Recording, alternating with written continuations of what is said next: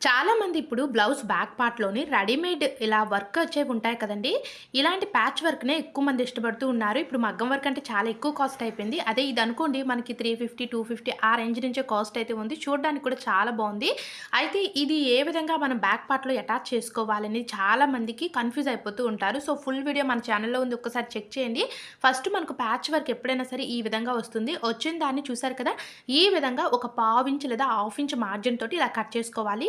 మీరు దగ్గరగా కట్ చేశారనుకోండి, మీరు స్టిచ్ చేసుకునేటప్పుడు ఇబ్బంది అయిపోతూ ఉంటుంది.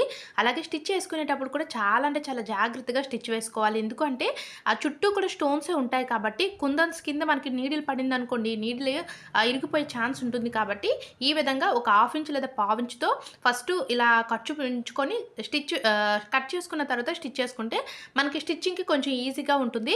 అయితే దీన్ని మనము ఏ విధంగా అటాచ్ చేయాలనేది ఛానెల్‌లో ఫుల్ వీడియో ఉంది. ఒకసారి చెక్ చేయండి. వీడియో నచ్చితే లైక్ చేయండి. Thanks for watching.